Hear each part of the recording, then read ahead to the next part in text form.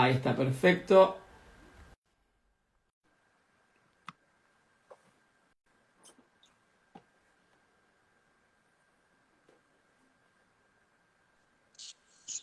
Ahí vamos.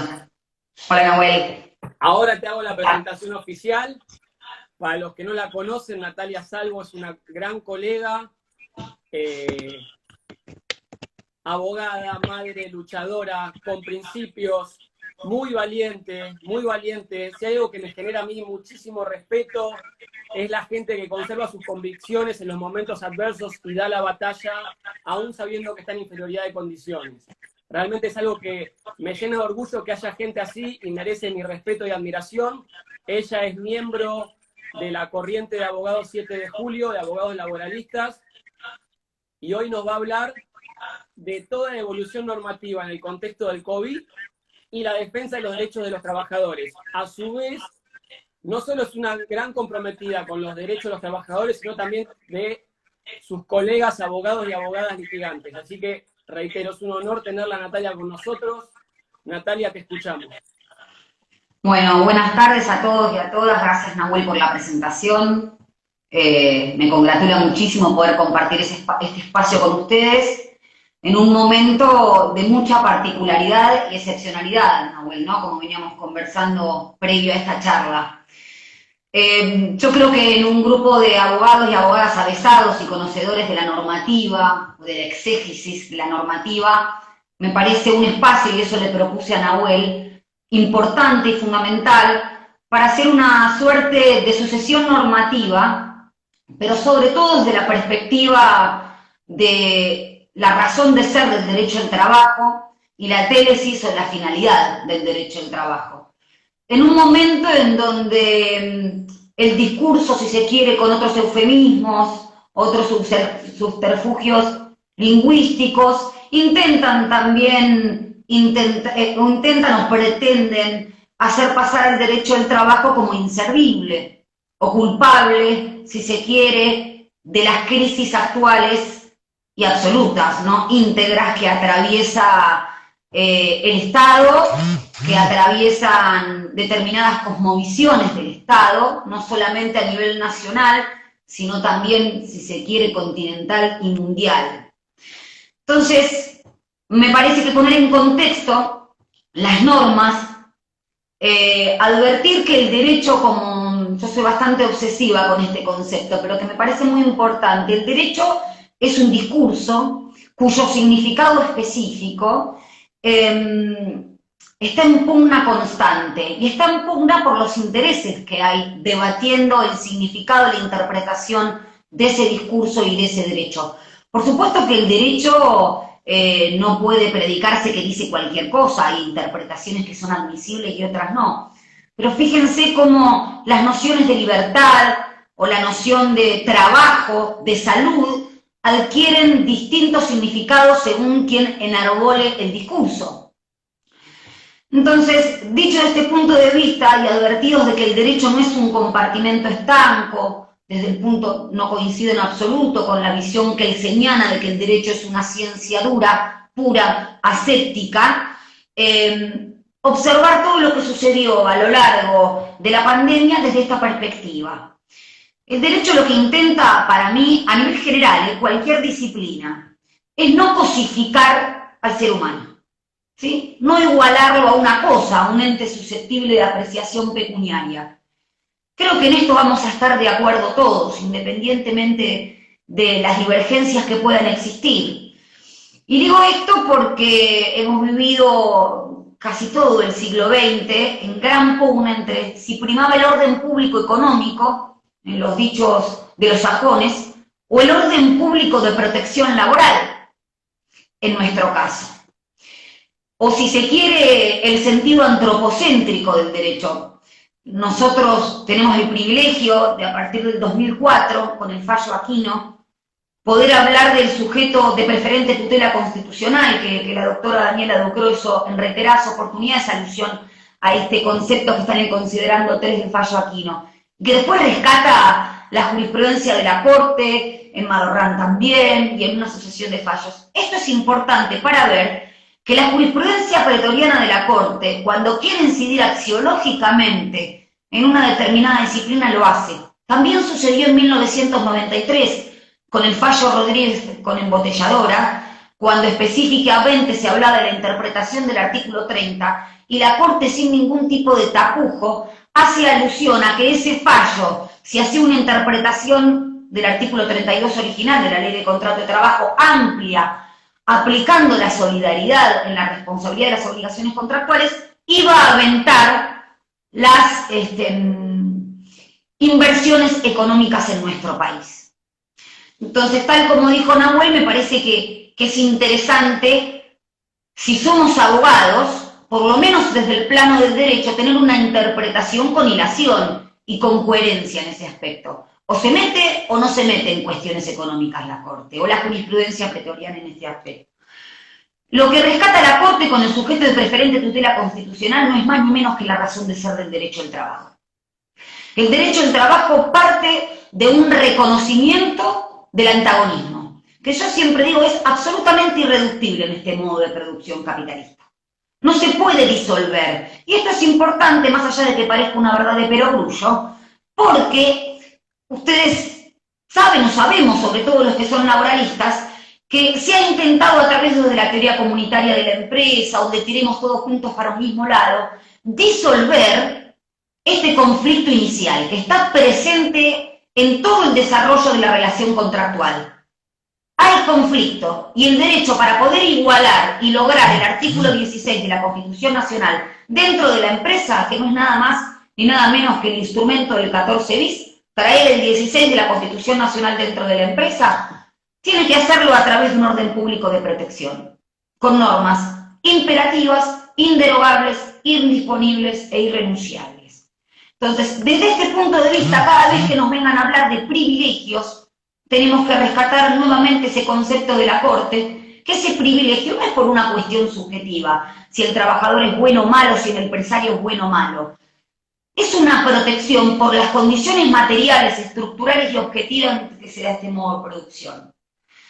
Desde este lugar, cada vez que podamos hablar de situaciones de emergencia como las actuales, de flexibilizar, no tenemos que hablar más de flexibilizar solamente el 14 bis. Podemos hablar de flexibilizar otros derechos de arraigambre constitucional como el que se encuentra en el artículo 14, del desarrollo de una actividad comercial, de la protección de la propiedad privada. Y otras cosas antes de entrar un poquito con la sucesión normativa que me gustaría destacar, sobre todo en estos tiempos en donde discursivamente creo que opinando incluso distinto tenemos que defender la razón de ser del derecho al trabajo y la finalidad que es la no cosificación del trabajador. Después podemos diverger o disentir respecto de los instrumentos, las herramientas o los medios para lograr esa finalidad. Entonces, el derecho al trabajo, tanto el individual como en su acepción colectiva, que es instrumental, y creo que esto es importantísimo porque en un momento como el actual la autonomía colectiva es importantísima, existe solamente en un modo de producción capitalista. Y cada vez que se hable del derecho al trabajo como factotum, como causal de las desavenencias de la empresa, podemos hablar entonces que si no se quiere la protección, el coto, el límite del derecho al trabajo a la imposición del poder patronal, e insisto, no por una cuestión de malicia subjetiva por parte del empleador, sino porque es la lógica constitucionalmente legitimada, podemos hablar entonces que se aplique el derecho societario y que el trabajador sea un socio del empleador. Y acá me parece que está el debate central y que se esconde atrás del problema de la pandemia, en donde estamos todos juntos y embarcados, que es el antagonismo nuevamente. ¿Qué es lo que produce riqueza en una nación? ¿El trabajo cosificado en un producto o en un servicio? ¿O la empresa en sí? Lo vemos ahora, lo decía Jorge Alemán, puede ser el mejor CEO, pero si no concurren los trabajadores a prestar servicios, no hay riqueza para producir. Pero para que no se piense que es un discurso totalmente divorciado de la realidad, sé que hay 400.000 pequeñas y medianas empresas afectadas por el deterioro económico como consecuencia de la pandemia. Y yo creo muy importante rescatar que dentro del bloque de emergencia legal, como denominó Raffaelli, También está el decreto de necesidad de urgencia 332, 334 y 376. El primero es el que implementa el programa de protección y emergencia a la emergencia del trabajo y la producción. Acá establece otro eje de protección, no solamente el trabajo, sino la producción que en el 80% de nuestro país está en manos de las pequeñas y medianas empresas. Es decir, concebir a la empresa también, a la pequeña y a la mediana empresa, por supuesto que en este caso no estoy aludiendo a los grandes grupos concentrados como Techino, Mirgor, que fueron los primeros que justamente intentaron violar el 297/20, que imponía el aislamiento social preventivo y obligatorio y con ello la intangibilidad de las remuneraciones y la conservación de los puestos de trabajo. Quiero decir que esta situación de emergencia es absolutamente excepcional y no hay registros casi históricos, por lo menos relativamente contemporáneos, ¿no? Que registren una situación de idénticas características. Y tampoco tenemos un ejemplo hegemónico económico mundial que pueda servirnos como ejemplo para paliar una situación actual. Países como Italia, España, Estados Unidos, que tiene 30 millones de desocupados actualmente, con este falso antagonismo, ¿no?, de la economía o la salud. Es un falso antagonismo. Si no hay salud tampoco hay economía, porque quien produce la economía o la riqueza mayoritaria es el trabajador. Entonces, no entremos en ese falso antagonismo. Pero en un mundo en donde la deuda, en el 2019, la deuda global, y si me dejan hecho un poquito mano de un machete, no sé si eran 322 billones de dólares en el 2019, es decir, o 300% del producto global, es decir, tenemos una economía financierizada en crisis. ¿Por qué lo conecto con esto? Porque no podemos encontrar en el derecho del trabajo las causas de la crisis que están en un modo de producción. En el 2009 recién se encuentran guarismos de retracción del empleo parecidos en Argentina, a los actuales, que coincide con la crisis financiera del 2009. Acá tenemos que encontrar necesariamente un denominador común o un patrón. Pero vamos a lo normativo, que como les digo, no quiero con avesados abogados y abogadas que han tenido además en tu espacio, Nahuel, la oportunidad de escuchar conversatorios de diversos temas, como enfermedades profesionales, el 329, el 297, el teletrabajo, etcétera, etcétera. Nosotros partimos de una emergencia financiera, social, económica, sanitaria, ocupacional, ya desde el año pasado y declarada por la ley 27.541. El mismo año pasado, a través del TNU 34/19, se pretende intensificar la protección contra el despido arbitrario a través de un mecanismo ya utilizado en una crisis económica anterior, como es la duplicación o los agravamientos indemnizatorios, en los casos de despidos incausados en el sector privado. ¿Qué es lo que pasa en el mes de marzo? Cuando ya el 11 de marzo la OIT declara como pandemia con 118.000 muertos a nivel mundial el COVID-19, surge el decreto 260 que amplía esta emergencia sanitaria, por lo menos en la dimensión, en el aspecto sanitario, por un año más.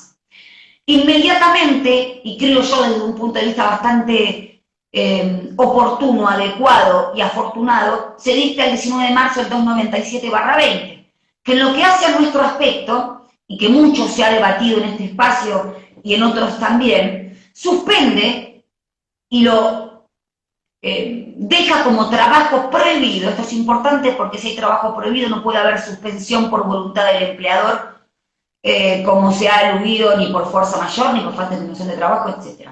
Con el artículo 2, en el artículo 6 se establecen trabajos esenciales, que después y al otro día surge la decisión administrativa 429/20, que después es prorrogada, o ampliada, mejor dicho, por otros trabajos que fueron considerados esenciales, como la decisión administrativa 451, etc. Saliendo un poquito incluso del derecho al trabajo, ya días anteriores habían surgido, no saliendo inmediatamente, la resolución 202, 207, que eximía de prestar servicios a aquellos que eran considerados grupos de riesgos, pero después también en consonancia, porque esto es importante también, con la resolución 108 del Ministerio de Educación que establecía la suspensión del ciclo lectivo en las clases de niños y niñas y adolescentes en general, y de aquellos progenitores que tenían que quedarse al cuidado de ese menor. Esto es importante también porque al principio también surgieron muchos subterfugios, muchos artilugios legales, o para suspender o para negar esa facultad, adelantando vacaciones, cosa que sabemos que es imposible por lo que establece nuestro sistema legal del 154 en adelante, primero porque las vacaciones que se van devengando este año comienzan a partir de octubre, y luego porque no pueden adelantarse. Pero también en el artículo 8, de acá viene la controversia con lo que sucedió con posterioridad, se establece la intangibilidad de los ingresos del trabajador. Esto es muy importante porque para mí, ya con este plexo legal, se establecen dos bienes jurídicos centrales de protección. La salud pública, del que se derivan los dos derechos subjetivos, la integridad física o psicofísica y el derecho a la vida, y por otro lado, el trabajo. ¿El trabajo en qué acepción? En la conservación de los puestos de trabajo y en la intangibilidad remuneratoria. Pero también creo yo la producción. ¿Y por qué voy a decir la producción?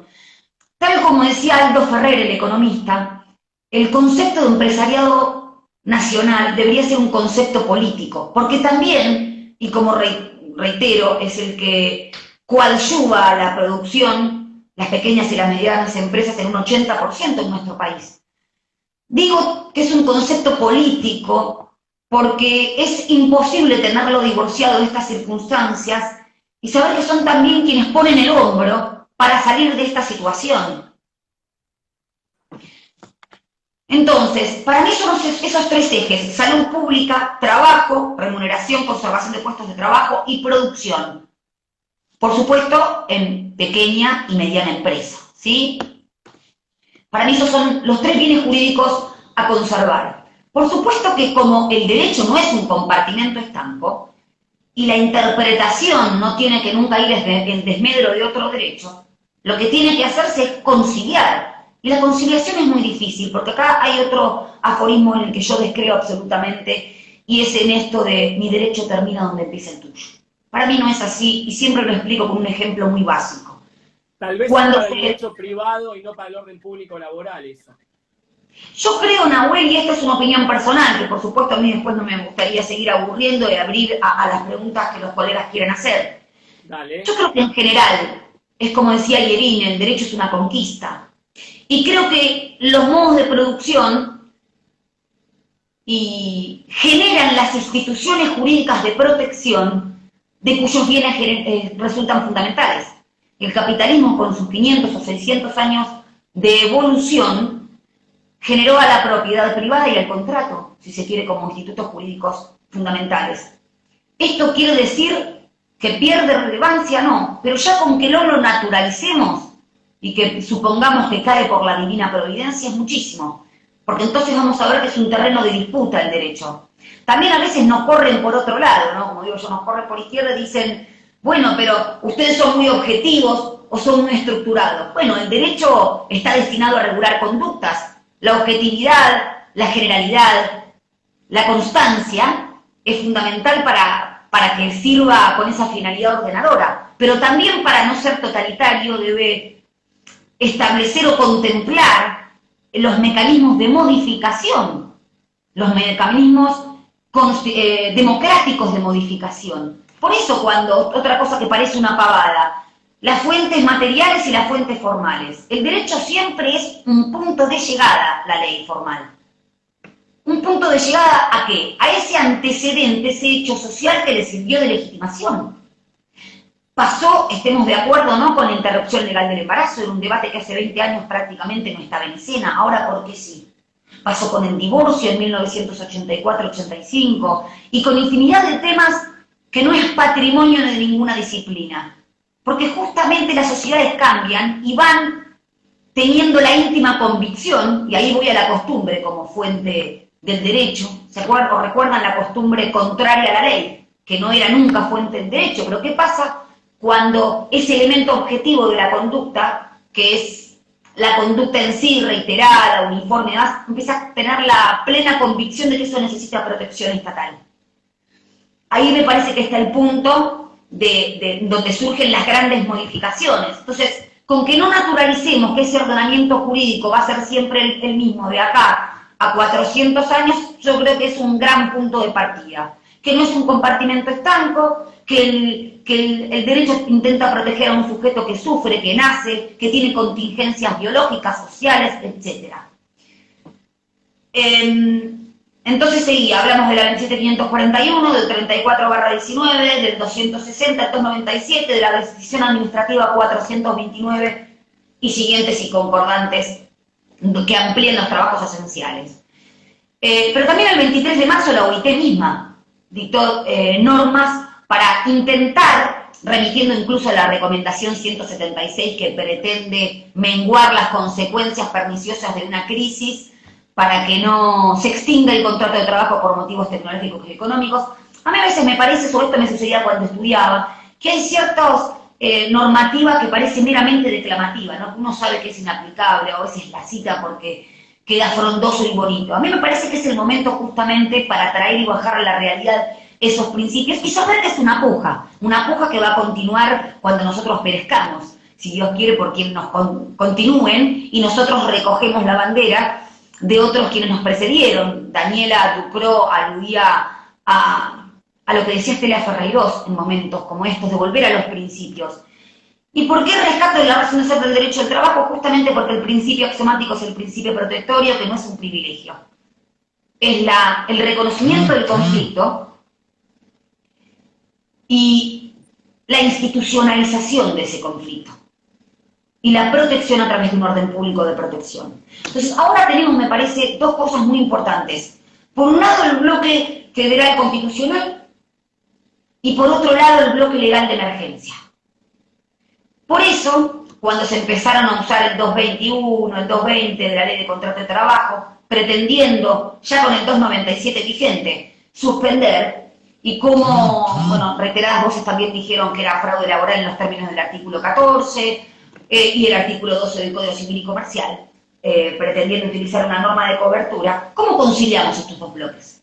En primer lugar, yo creo, y es el triple juicio que tiene que pasar el bloque legal de emergencia, que son normas transitorias, que tienen que ser razonables, con lo cual tienen que tener su justificación, no deben ser arbitrarias, y tienen que ser proporcionadas desde ya.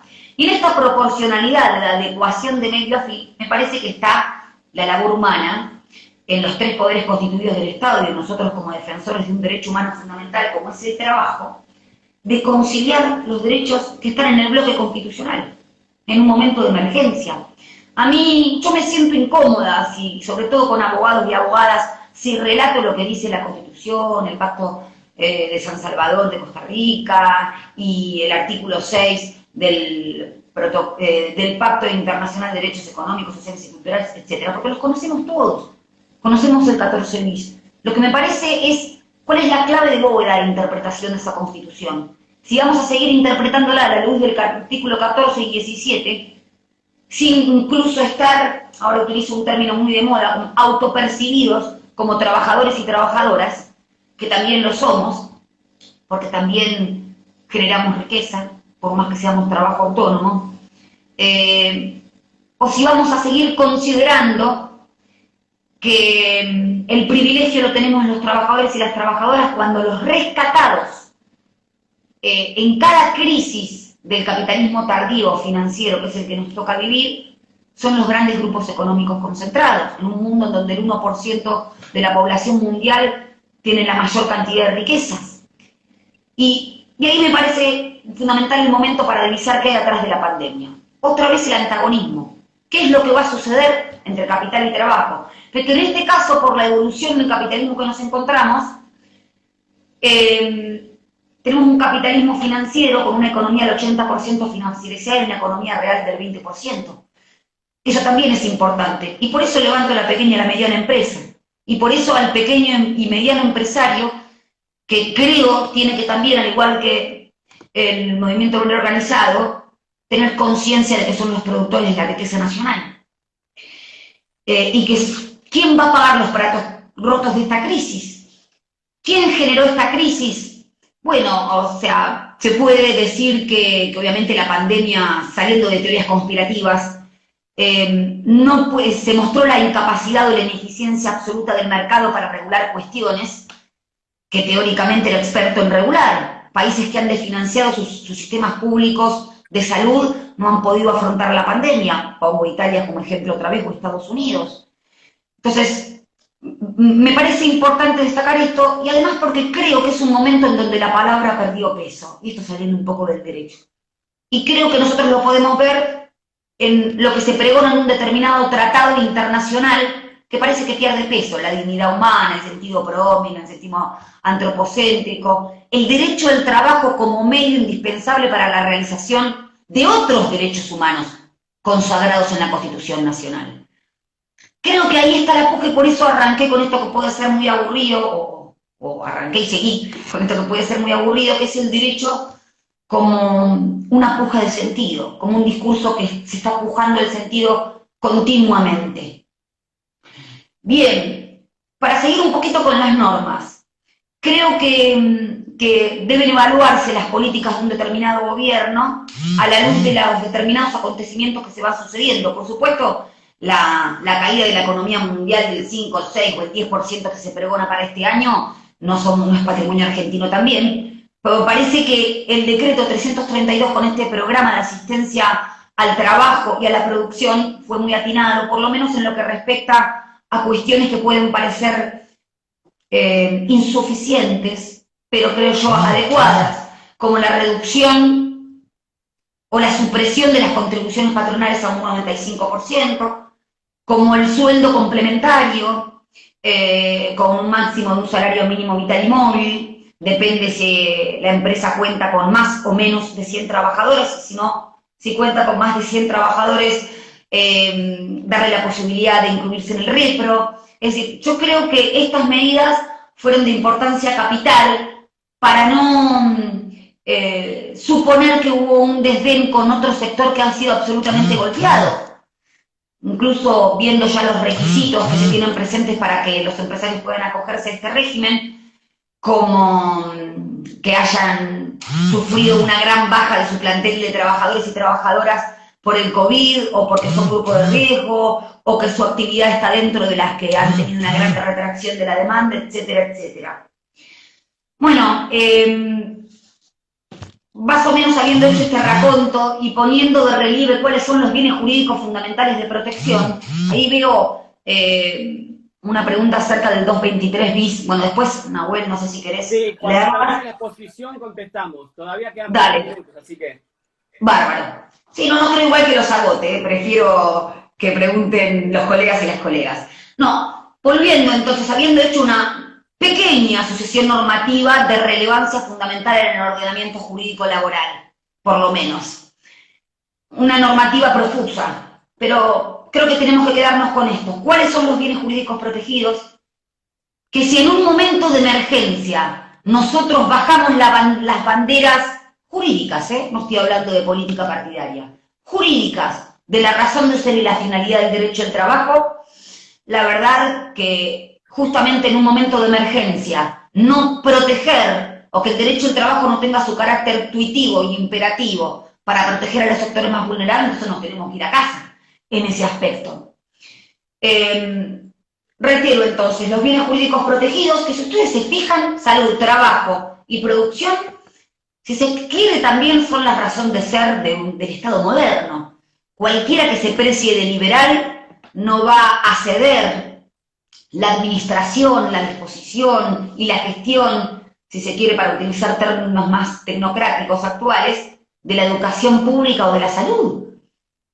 Entonces estos ejes, estos núcleos que el Estado tiene que atender, son los que justamente se están atendiendo con esta normativa de emergencia, que a mi juicio cumple con estos tres requisitos de transitorias, razonables o proporcionadas. Y también de la conciliación, porque el juez no es una máquina productora de exégesis, por ejemplo, en su calidad de interpretación del derecho, en donde hace el juicio de subsunción de manera mecánica, sino que también contempla, y no hay que tener miedo de decirlo, un determinado contexto social, porque el derecho es una ciencia social.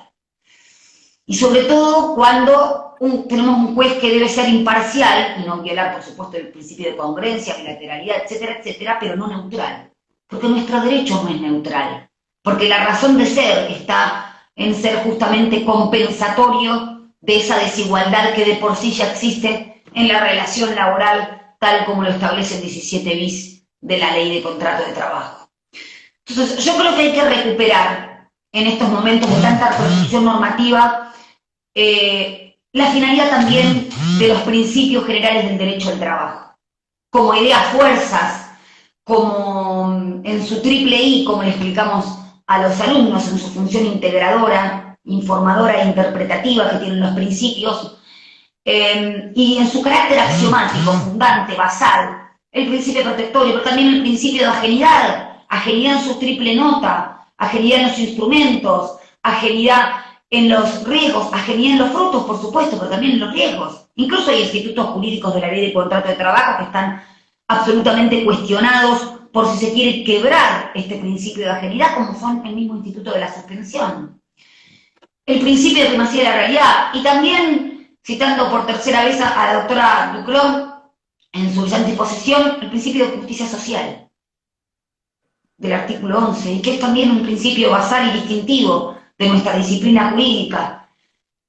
Creo que con esa componenda, ese constructo de principios, podemos resolver muchas situaciones, si se quiere incluso desplazando la normativa regular y normal de la Ley de Contrato de Trabajo y toda la pirámide jerárquica de nuestra disciplina, pero también a la luz de la normativa de emergencia. Siempre también recuerdo un concepto muy fundamental que también tiene recepción en un adagio romano, que me anoté acá, pero que no voy a repetir, es algo así como id quid plerelum, una cosa así, después lo voy a escribir para que no me gasten, pero te dice algo así como en el curso ordinario natural de las cosas, que incluso es el patrón fundamental para establecer la relación de causalidad y la responsabilidad.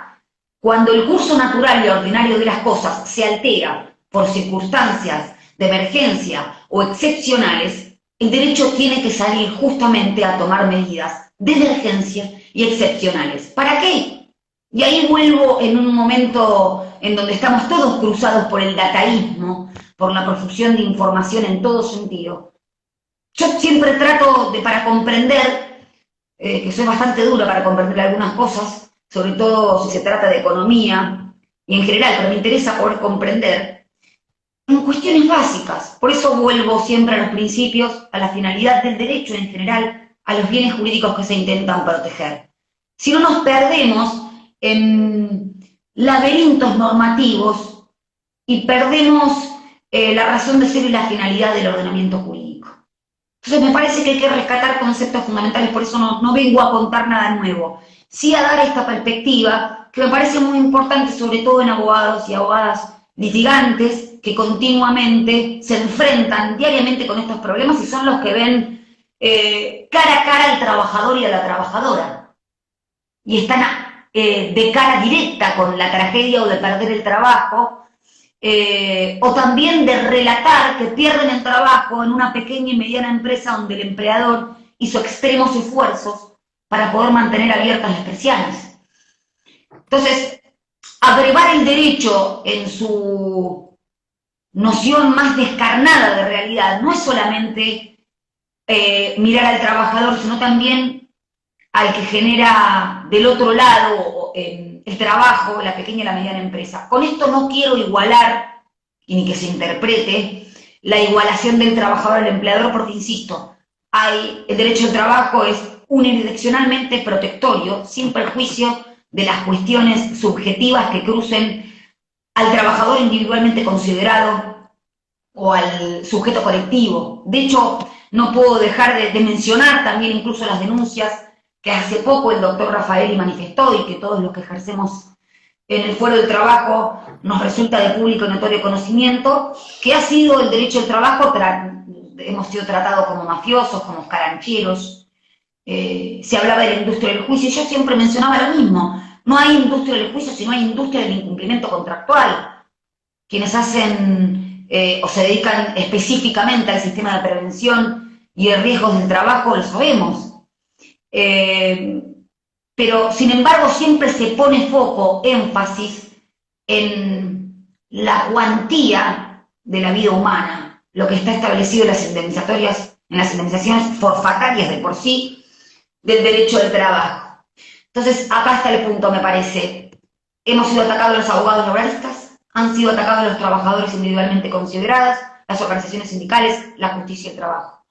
Me parece que hay que ver que atrás de eso, no obstante las calificaciones que puedan merecer, hay otra disputa velada, que es ir por la justicia del trabajo. Ayer recordaba que en épocas dictatoriales, incluso no solamente en nuestro país, en 1980 Pinochet sacó la Justicia Nacional del Trabajo, siempre se ataca a nuestro mismo fuero, con esta misma disciplina. Por lo menos preguntarnos por qué. ¿Qué sucede en momentos críticos económicos de un capitalismo tardío financiero como el actual?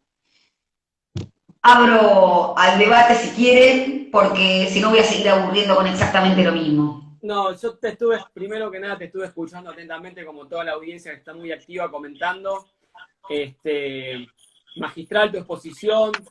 Aunque vos lo quieras evitar, siempre recurrís al deber ser y a la filosofía y nos hacés volar un poco más alto que el llano de la actualidad, ¿no?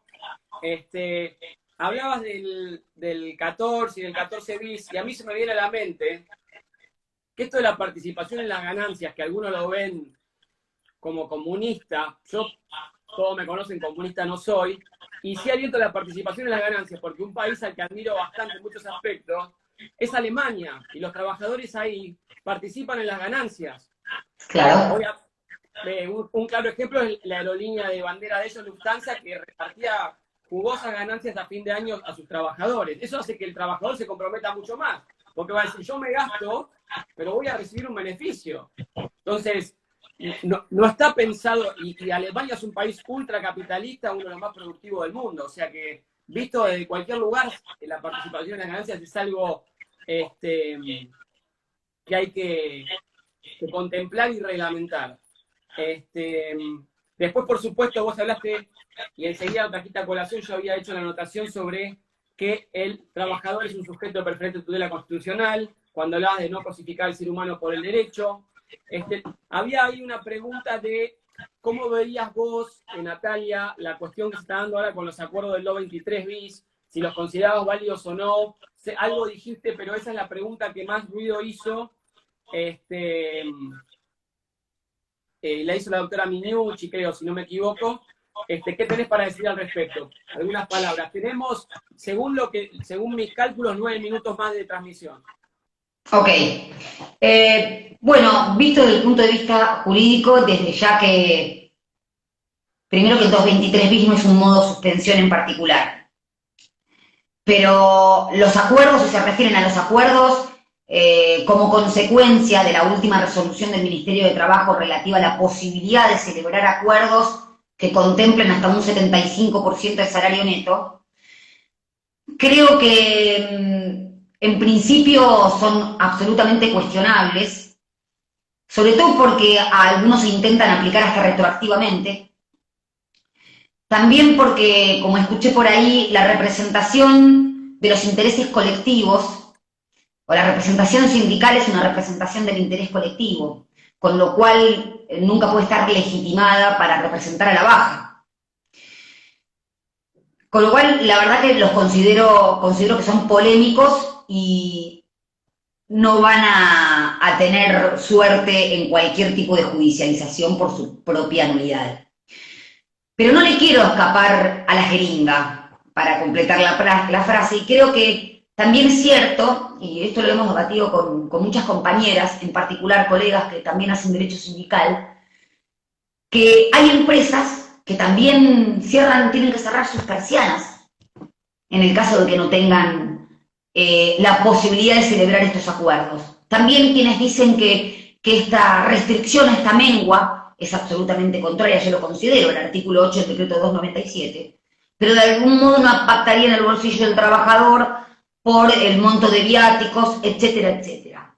Yo creo que acá está la tarea difícil, la conciliación de la protección de determinados bienes jurídicos. Por eso creo que, por ejemplo, empresas como Vestiditos S.A., Chequi, u productoras muy importantes de televisión que echan manos al programa de asistencia al trabajo de emergencia para que después, a través de lo que recauda la AFIP, la ANSES y todo el Estado le pague porciones de sus salarios a grandes empresarios, y eso es lo que me hace ruido. Por eso digo, no desconozco que hay 400.000 pequeñas y medianas empresas que están totalmente complicadas y que tienen una flota a veces entre de 15 o 20 trabajadores, son pequeñas empresas. Pero sí me parece que es fundamental, primero, que no se busque en el derecho del trabajo, esto ya lo decía Héctor Recalde, no se tiene que buscar en el Ministerio de Trabajo lo que se tiene que buscar en el Ministerio de Economía, en las políticas públicas. No podemos caer en un juridicismo de suponer que el derecho del trabajo tiene que salir como el culposo a resolver problemas que han generado otras disciplinas, ¿sí? Pero sí creo que son acuerdos absolutamente polémicos porque contrarían el artículo 8 del decreto 297, porque se lee una suerte de contradicción en la misma norma del 329 cuando contempla la posibilidad de realizar estos acuerdos individuales y colectivos con homologación. Y por supuesto, bueno, la representación del interés colectivo por parte de determinados sindicatos, que a veces también, hay que decirlo, no les queda otra por la situación actual en la que se está viviendo. O sea, a mí no me gusta hablar de mucha liviandad, y también ahora voy a traer a colación un teorema que no me acuerdo bien el nombre, pero creo que es el de Baglini, que cuanto más lejos se está de gobernar, con más irresponsabilidad se habla.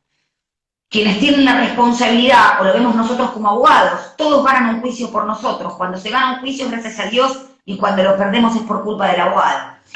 Entonces, nosotros lo sabemos bien en ese aspecto. Creo que hay que tener mucho respeto en ese sentido, porque si bien uno puede predicar desde el punto de vista jurídico esa situación, creo que desde el punto de vista económico, incluso muchos abogados que no solamente asistan a trabajadores, sino a pequeñas y medianas empresas, lo pueden ver, la situación de precariedad en que se encuentra actualmente por la retracción en la demanda y la disminución en la actividad económica.